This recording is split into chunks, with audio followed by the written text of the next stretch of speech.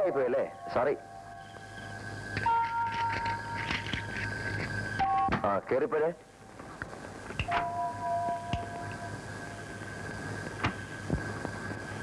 ഇത് പൂട്ടിയിട്ട് പോകാൻ നിന്നോട് ആര് പറഞ്ഞു?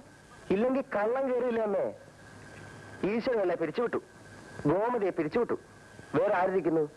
ഗീതയെ കൂടെ നിങ്ങളുടെ കൂട്ടത്തിൽ കൊണ്ടുവരുന്നെങ്കിൽ ഞാനെങ്കിലും ഇവിടെ കാവലിരുന്നെ. കേട്ടോമേ, അമ്മയുടെ പ്രസംഗം തകർത്തു. കുടുംബ ഭദ്രതയുടെ അടിസ്ഥാന പ്രമാണങ്ങളെ പറ്റി അമ്മ ഒരു കലക്ക് കലക്കില്ലേ? അത് കേട്ടപ്പോ നിർത്തി. അമ്മ വിശക്കുന്നു. ഇവിടെ എന്തെങ്കിലും വെച്ചിട്ടുണ്ടോ? അയ്യോ, നിങ്ങളൊന്നും കഴിച്ചില്ലേ? ഞങ്ങൾ ഹോട്ടലിൽ നിന്ന് ഭക്ഷണം കഴിച്ചു, നല്ല ചൈനീസ് ഫുഡ്. വേണ്ട, അതിന് കുഞ്ഞിന്റെ അമ്മയുണ്ട്, അല്ലെങ്കിൽ മുത്തശ്ശിയുണ്ട്.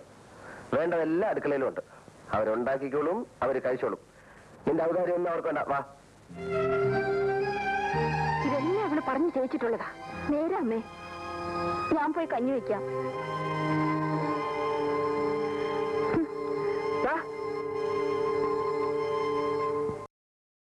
കല്യാണം കഴിച്ചുകൊണ്ടുവരുന്ന പെണ്ണ് പാചകം ചെയ്താൽ മാത്രമേ ഭക്ഷണം കഴിക്കൂ എന്ന് വാശി പിടിക്കുന്ന അമ്മായി അമ്മയും നാത്തൂന്നെ ഇടന്നോട്ടെ. അത്താഴം കഴിച്ചില്ലെന്ന് വെച്ച് ചത്തുപോത്തൊന്നുമില്ല. ഹോട്ടലിൽ നിന്ന് ആഹാരം കഴിക്കേണ്ടെന്ന് ഞാൻ എപ്പോഴേ പറഞ്ഞാണ്, കേട്ടോ? ഇതൊക്കെ ഒരു ആവശ്യമാണ് ഗീതേ. ഇത്രയും വയസ്സായ അമ്മയെ ഇനിയെങ്കിലും നല്ലപോലെ വളർത്തിയെടുത്തില്ലെങ്കിൽ ദൈവദോഷം ഉണ്ടാവും. നിങ്ങൾ ശാരി മാറ്റിട്ടോ. എനിക്കൊന്ന് അങ്ങോട്ട് വരണമെങ്കിൽ രണ്ടാളിന്റെ സഹായം വേണം. മാത്രവുമല്ല, ഞാൻ അവിടെ വരുന്നത് നിങ്ങളുടെ അമ്മയ്ക്ക് ഇഷ്ടവുമല്ല. ഞങ്ങൾ ഇങ്ങോട്ട് വരാത്തതും അതുകൊണ്ട് തന്നെ. അതെനിക്കറിയാം മക്കളെ. ഒരു നിവൃത്തിയും ഇല്ലാത്തതുകൊണ്ടാ ഇപ്പൊ നിങ്ങളെ ഇങ്ങോട്ട് വിളിപ്പിച്ചത്. അച്ഛന് സുഖമില്ല. അച്ഛനെന്താ പറ്റി? നെഞ്ചുവേദനയായിട്ട് തുടങ്ങിയതാ. നിങ്ങൾ രണ്ടുപേരെയും കാണണമെന്ന് പറയുന്നു. തുടങ്ങിയിട്ട് കുറച്ച് ദിവസമായി. 12 ദിവസമായി. ഇതിനിടെ 2 എഴുത്തയച്ചു.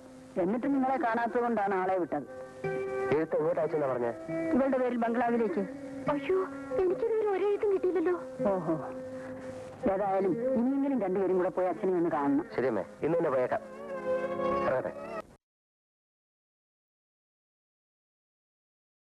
എന്റെ കയ്യിൽ ആരും കത്തുകൊണ്ട് തന്നിട്ടില്ല. ചേച്ചിക്കറിയാം? എനിക്കറിഞ്ഞൂടാ.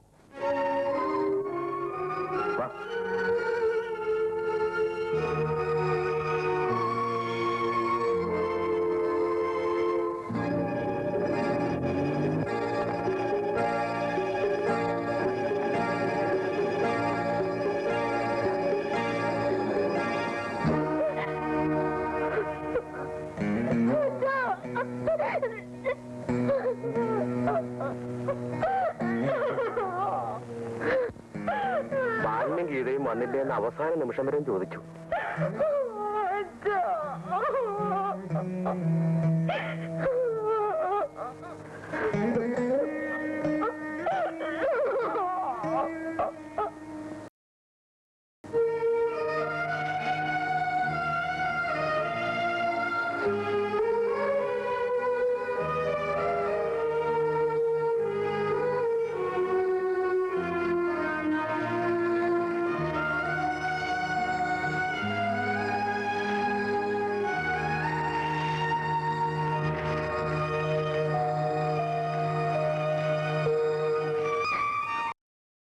മരിക്കുന്നതിന് മുമ്പ് എന്റെ അച്ഛനൊന്ന് കാണാൻ പോലും എനിക്ക് കഴിഞ്ഞില്ല. ഞാൻ നിങ്ങളോടൊക്കെ എന്ത് ദ്രോഹം ചെയ്തു? അതിന് ഞങ്ങളാണ് നിന്റെ അച്ഛനെ കൊന്നത്. ഇത് നല്ല ഏർപ്പാടാ. വല്ലവരും കേട്ട എന്ത് വിചാരിക്കും? എനിക്ക് വന്ന് കത്തുകൾ തന്നിരുന്നെങ്കിൽ. അതിന് കത്ത് ഞങ്ങളുടെ കിട്ടിയിട്ട് വേണ്ടേ? പോസ്റ്റ്മാൻ ബിന്ദുവിന്റെ കയ്യിലാണ് കത്ത് കൊടുക്കുന്നത്. അവള് വല്ലയിടത്തും കളഞ്ഞിട്ടുണ്ടെന്ന് ആർക്കറിയാം? കുഞ്ഞല്ലേ, അവൾക്കെന്തറിയാം? ഇതേ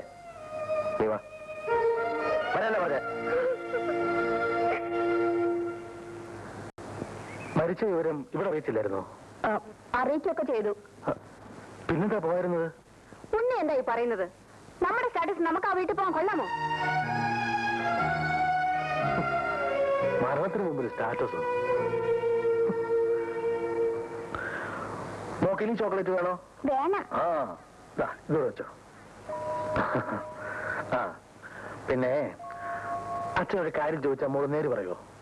ആ, പോസ്റ്റ്മാൻ മോളുടെ കത്ത് കൊണ്ട് തന്നായിരുന്നോ? തന്നു. ഗീതാന്റിക്ക് കൊടുക്കാനാ തന്നത്. എന്നിട്ട് അമ്മ കൊടുത്തോളാന്നും പറഞ്ഞ് മേടിച്ചു. എന്നിട്ട് എന്തുണ്ടായി? മുത്തശ്ശി അമ്മയും കൂടെ മുറിയിലിരുന്ന് വായിച്ചിട്ട് കേറി കളഞ്ഞു. എടിയടി, എന്തിനാണ് ഉള്ള നാളെല്ലാം പറഞ്ഞു കൊടുക്കുന്നത്? അമ്മ പറഞ്ഞിട്ട് മുത്തശ്ശി എന്നെ എഴുത്ത് കീറി കളഞ്ഞത്.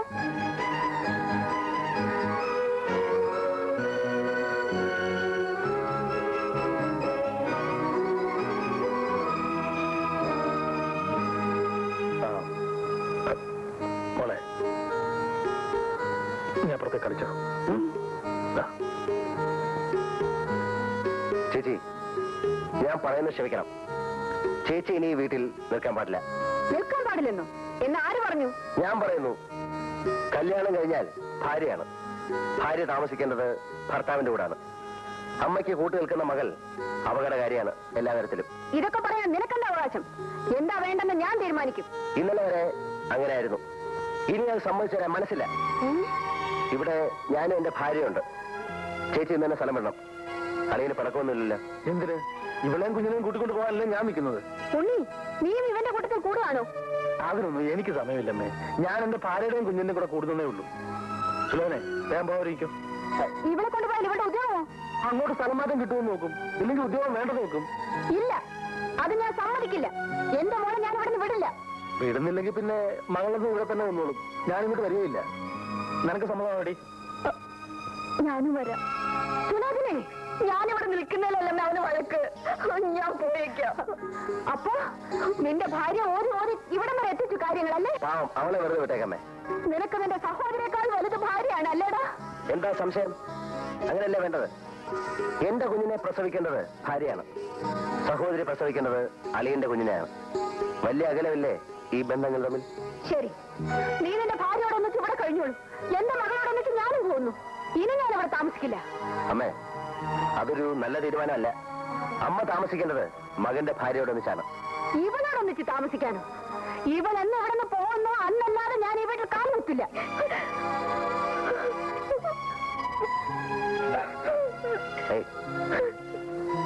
അതിന്റെ അർത്ഥം അമ്മയ്ക്ക് ഇവിടുത്തെ ജീവിതം മടുത്തു, അല്ലെങ്കിൽ മതിയായി എന്നാണ്. അളിയന് തോന്നുന്നു? കൊണ്ടുപോകാനുള്ള മടി കൊണ്ടല്ല, എന്നാലും അമ്മ ഞങ്ങളോടൊന്നിച്ച് വരുന്നത് ശരിയല്ല എന്ന അഭിപ്രായക്കാരനാണ് ഞാൻ. അത് ഞാൻ തീരുമാനിച്ചോളാം. പോവാൻ ഒരുങ്ങിക്കോ മോളെ. അമ്മേ, അമ്മ പോകരുത്. പോകും. പോയാൽ ഇവൻ ഇവിടെ നിന്ന് പോകാതെ ഞാൻ തിരിച്ചു വരില്ല. അത് തീർച്ച. പോ മോളെ.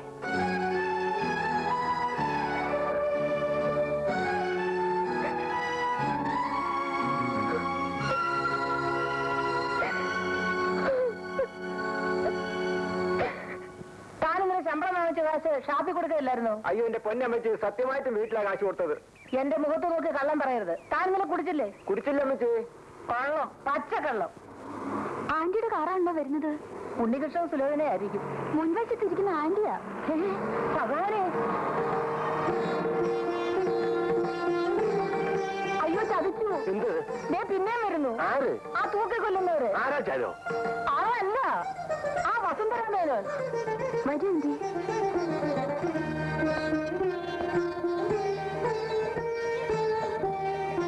നമസ്കാരം, നമസ്കാരം. അന്ന് അവധി കഴിഞ്ഞ് ഇവിടുന്ന് പോയതിനു ശേഷം ഈ വീടും പറമ്പും ആകെ ഉറങ്ങിപ്പോയി അല്ലേ രാജലക്ഷ്മി? അതെ അതെ, മരിച്ച വീട് പോലായിപ്പോയി. വീട്ടു ജോലിക്കാരെല്ലാം മിസസ് മേനോന്റെ കാര്യം പറഞ്ഞ് എന്നും കരയുമായിരുന്നു. ഇനി ആരും കരയണ്ട തമ്പി. ഞാനും കൂടെ ഇവിടെ താമസിക്കാൻ പോവാണ്.